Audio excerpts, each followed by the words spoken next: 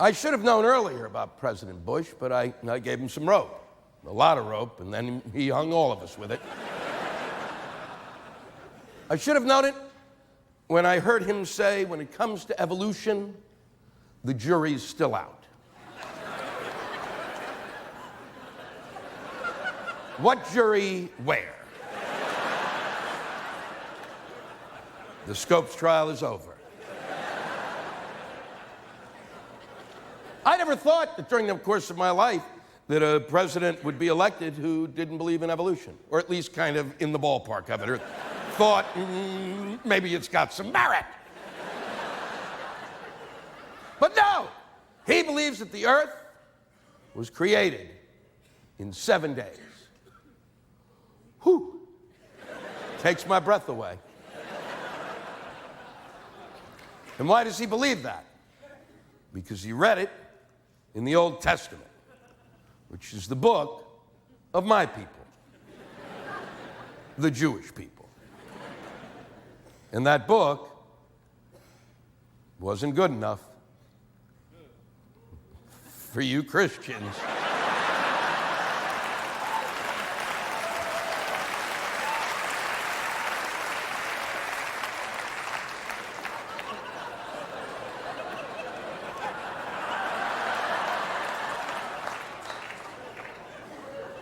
Was it?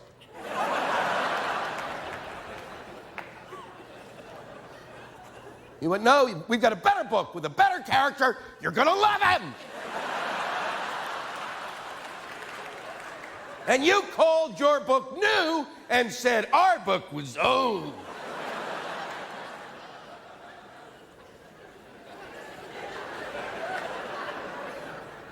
And yet every Sunday, I turn on the television set. And there's a priest or a pastor reading from my book and interpreting it. And their interpretations, I have to tell you, are usually wrong. And it's not their fault, because it's not their book.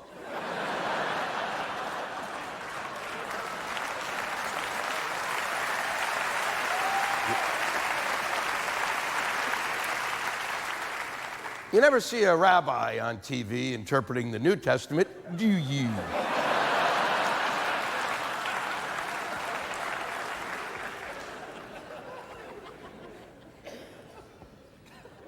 If you want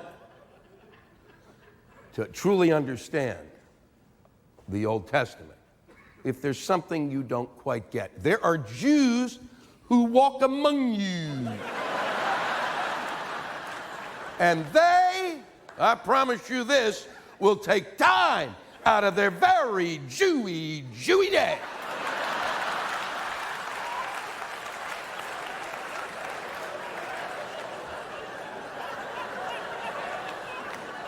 and interpret for you anything that you're having trouble understanding, and we will do that if, of course, the price is right.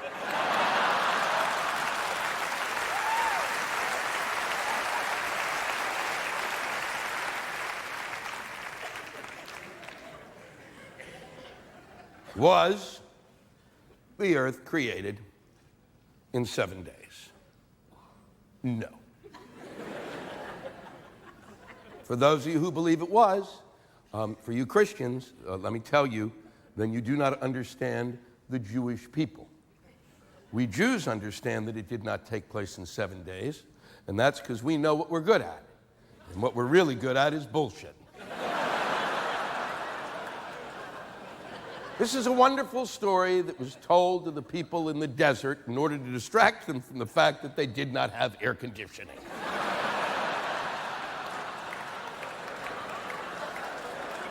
I would love to have the faith to believe that it took place in 7 days, but I have thoughts. And that can really fuck up the faith thing. Just ask any Catholic priest.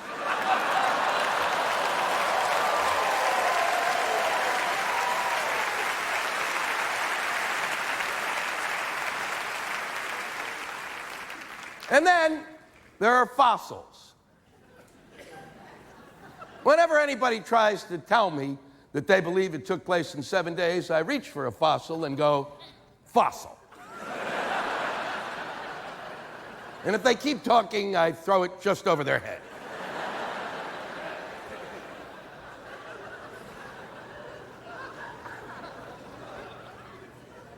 There are people who believe that dinosaurs and men lived together, that they roamed the earth at the same time. There are museums that children go to in which they build dioramas to show them this. And what this is, purely and simply, is a clinical psychotic reaction. They are crazy. They are stone cold fuck nuts. I can't be kind about this because these people are watching the Flintstones as if it were a documentary.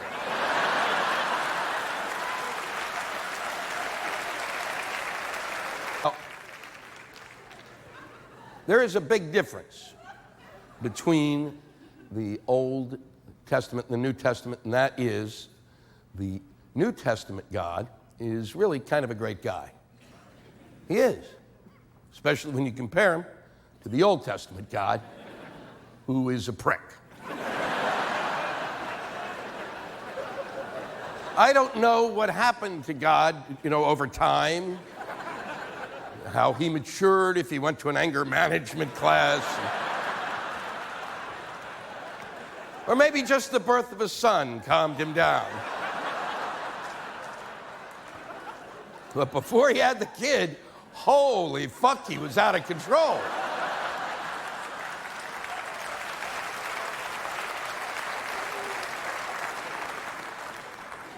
All you got to do is read the Old Testament. It's unbelievable. Look at Abraham, the first man to have faith in one God. And what does God do? Hey, Abraham, come here. Come here. Bring your kid. Let's barbecue him. Moses spends his life, crosses the desert with them, 40 years devoting to his people to get them out of Egypt, across the desert to the promised land. And God goes, hey, Mo, you're not getting in.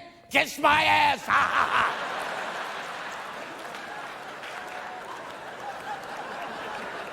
Oh, there's a guy you want to work for. The reason that the Old Testament God is a prick was because the Old Testament is designed as a book to get the Jews to straighten up and fucking fly right. Because they were out of control. They were 10 hairs away from being baboons. And that's the point when I do that in the South, that you can hear the veritable fucking pin drop.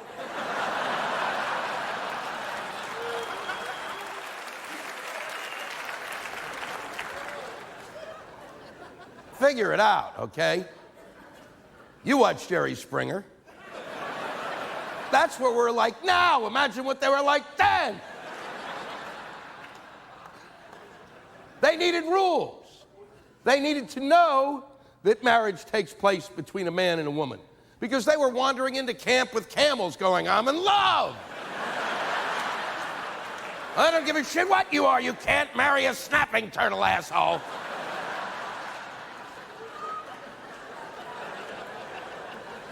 But it's not good enough for our president that it's written in the Bible.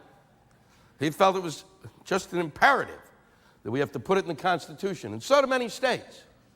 Because apparently we heterosexuals have reached a point we're so fucked up that we better write it down in case we forget who we're supposed to marry. It's unbelievable. It's in the book already. What, do you need to print it? Are you crazy?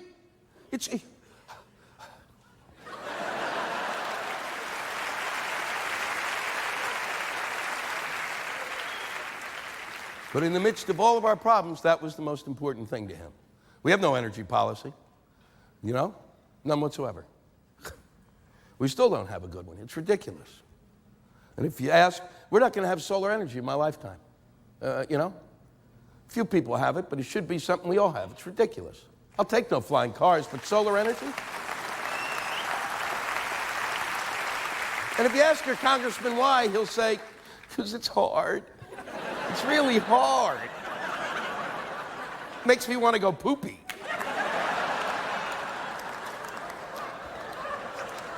You know why we don't have solar energy? Because the sun goes away each day and it doesn't tell us where it's going.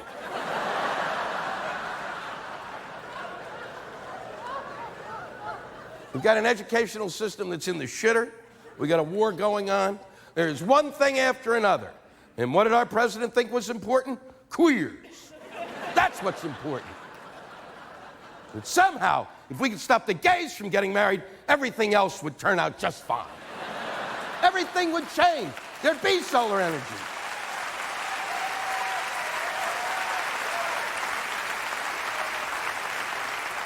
The Sunnis and the Shiites would lay down their arms. He stopped the queers. I love you too.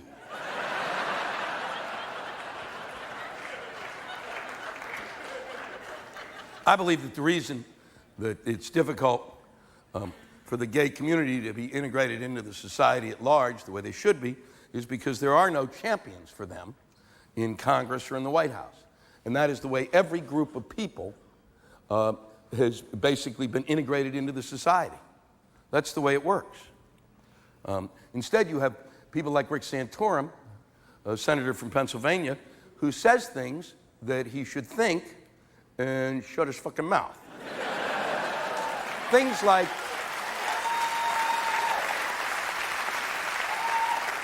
you can go ahead and think it, that's fine. But you don't say aloud that homosexuality is a threat to the American family. Because that's prejudice.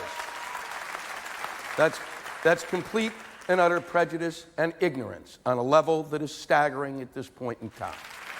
It's very similar to the prejudice that the Jews faced when it was thought that during the first night of Passover that we would go into the Christian community and kidnap the firstborn of Christian families and kill it. And that, for those of you who don't realize, is bullshit. We would kidnap the child and make them work for us, and that's a big difference.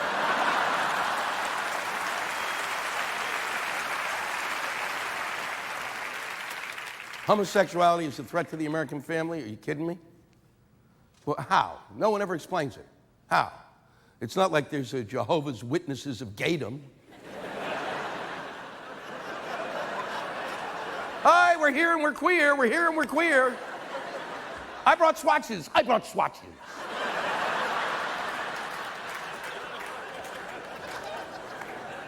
But maybe I'm wrong. Maybe there are a group of Gay Banditos who get into a van every day and wander from village to dell. And as night begins to fall, they go back into a suburban neighborhood to that cul-de-sac where only one house stands. And in the window, a young American family is just setting down for their first meal. And these queers, don their black cloaks and hoods and matching pumps, very tasteful.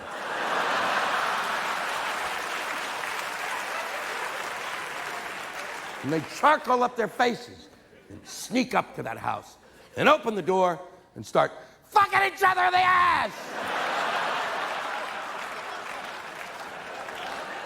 And another American family is destroyed.